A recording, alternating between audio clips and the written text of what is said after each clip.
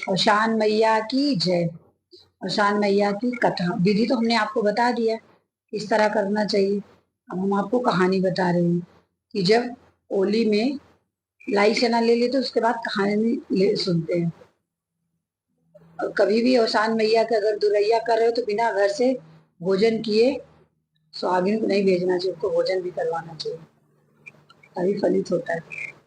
बिना लहसुन प्याज का, इन्हें लहसुन प्याज डाल के बिना लहसुन प्याज का उनको भोजन कराना चाहिए सुहागिन को। और शान मैया की जय।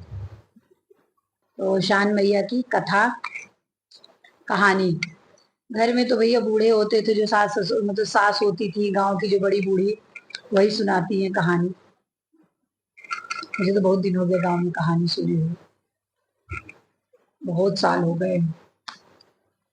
वहाँ नहीं होता ये सब कहानी वहानी, सास के रात से ही छूट गया था तो फिर इसलिए हम अपना बाहर हैं तो बाहर ही करते हैं। मथुरापुरी, मथुरापुरी, मथुरापुरी के एक छोर, मथुरापुरी के एक छोर पे कुछ लंगूरे रहते थे। लंगूरों का काम है घर घर जाकर भिक्षा मांगते थे। भिक्षा मांग के भिक्षा मांग के भिक्षा द्वारा जो उनको प्राप्त होता उसी से वो अपना खाना खाते, पूजा करते थे और खाना खाते थे, अपना जीवन याचन करते, अपना जीवन व्यतीत करते थे। सगल भिक्षा मांग के सुबह सुबह ही पहुंच जाते थे, सुबह सुबह पहुंच जाते थे और भिक्षा मांगते समय बोला करते थे, सवेरे सवेरे सवेरे देओ सांझ के पाओ, दूध पूत के आड़े आओ। मतलब जो सुबह देगा वो शाम को पाएगा, दूध पूत के आड़े आएगा। जो बोलते हैं ना पूत बतार के आगे आओ, सांझ को दे सवेरे पावे, वो है ना, तो इसमें वही लिखा है।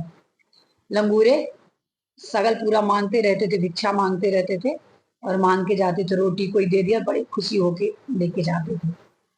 मथुरापुरी में ही, मथुरापुरी में एक सेठ था, सेठ था, उसके कपड़े की बहुत बड़ा व्यापार था और सेठ भी बहुत धार्मिक था। वो धार्मिक सेठ था, कपड़ा के व्यापार करता था। तो सेठ जी जितने अच्छे थे सेठानी उतनी महान थे। ये होता है ना घर में कोई अच्छा होता तो कोई ऐसे ही रहता है कि किसी को कुछ देना ना पड़े। और सेठ था तो सेठ इतना ज्यादा कपड़े के व्यापार में उसको पैसा मिलता था जितना व्यापार में, तो बाप बेटे दोनों व्यापार में हमेशा रहते थे। और लंगूरे सुबह सुबह आते थे, सेठ बहुत प्रसन्न होते थे। प्रसन्न होके सेठ भिक्षा देते थे, लंगूरे खुश होके जाते थे। अब सेठ और सेठ के बेटा दोनों बड़े दयालु थे। भिक्षा जो मांगने आता था दरवाजे पे सब भिक्षा देते थे, लंगूरों को बड़े आदर से करते थे। लंगूरे भी बड़े खुश होके सेठ के घर से खुश होकर जाते थे।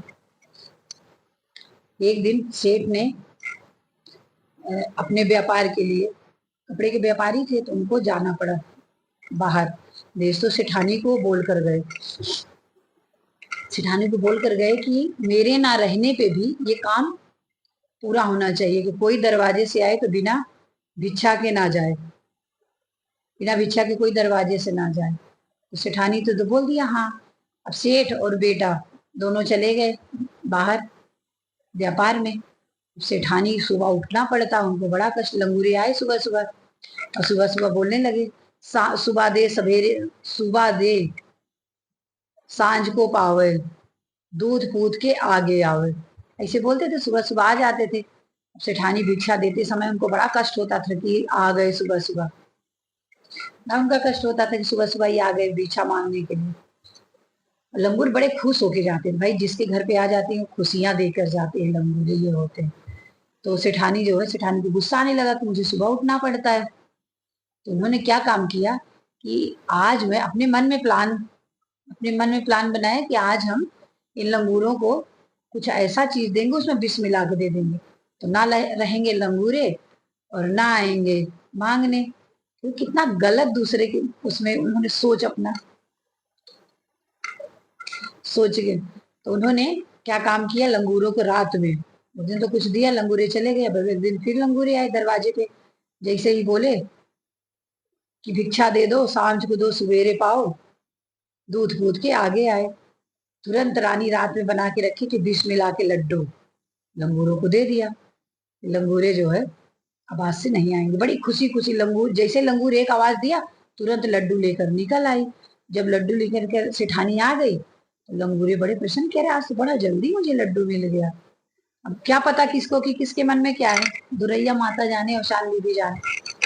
तो जो है लंगूरे तो औसान मैया की पूजा करते थे, तो उनको सब दीक्षा लिए और चले गए अपने घर, और कहीं से भी मांगे। अब लंगूरे गए अपने कुटिया में, अपने कुटिया में गए, पूजा किया। पूजा करके जैसे वो लड्डू खाने वाले थे, लंगूरे वो लड्डू खाने वाले थे। आदमी बोलता है मारने से बचाने वाला बहुत बड़ा होता है। जैसे वो लड्डू लंगूरे मुंह में खाने वाले ही थे, पूजा करके खाने वाले थे, वैसे उनको अपने कुटिया के बाहर आवाज आई कि पानी पिला दो। लंगूरे तुरंत वो रखा लड्डू, दौड़ के गए बाहर। बाहर देखिए तो वही सेठ थे जो सेठानी ने लड्डू दिया था। तुरंत लंगूरे ने देखा कि आ रहे हैं, बोले कि सेठ जी आपके घर से ये लड्डू आया है, आप इसको खाइए, खाली पानी मत पीजिए। दोनों को लंगूरे ने दे दिया, दोनों ने खाया। जैसे ही खाया, सेठ और सेठ का बेटा खाते ही बेहोश हो गए वहां। अब लंगूरों ने तो भाई देखा, दौड़ के सेठानी के पास गए। जैसे देखा कि दोनों बेहोश पड़ गए खाते ही, जैसे वो लड्डू खाए पानी पिए बेहोश हो गए, बेहोश हो गए। तुरंत लंगूरे सेठानी चिल्लाते हुए लंगूरे सेठानी के पास गए, बोले कि आपने ही लड्डू दिया था और आपके बेटा और पति आए थे, हमने उनको लड्डू दिया, खा के मूर्छित हो गए। अब सेठानी को तो पता था कि हमने क्या इसमें किया है, जहर मिलाया। तो सेठानी भाग कर वहां से रोती चिल्लाती आई और आके रोने लगी कि अब क्या करूं। तो लंगूरे ने उनको बोला कि सेठानी आप जो है औशान बीबी, औशान मैया को मान दो सुहागनी करने के लिए, कि हम दुरैया चबुआएंगे। तो दुरैया नाम है, माता रानी मेरे को रोया खड़े होते हैं। सेठानी ने औसान मैया को बोला कि माता अब से, आज के दिन से हमारे घर में सदियों पीढ़ी दर पीढ़ी औशान मैया की कहानी और दुरैया चलेगी, चली आएगी हमेशा। सुहागिनी करेंगे, सुहागिनी की पूजा करेंगे और औशान मैया का व्रत करेंगे। दोनों की मूर्छा हट गई, दोनों जीवित हो गए। सेठानी ने औसान मैया बहुत बहुत धन्यवाद दिया। औसान मैया की जय। जैसे औसान मैया सेठानी के पति और बच्चों का जीवन दान दिया, वैसे सबके पति बच्चे के जीवन दान दे। औसान मैया की जय। बोलो औसान मैया की जय। और उस वीडियो में जो हमने पूजा की विधि बताई, उसमें ये नहीं बताई कि दुरैया सुहागनी पूजा चैत महीने में और पूष महीने में, इन दो में नहीं करना चाहिए। पूष और चैत में, दोनों महीना अच्छा नहीं होता ना, इसलिए नहीं करना चाहिए पूष और चैत में। उसके बाद बुरे माफ कर सकते हैं।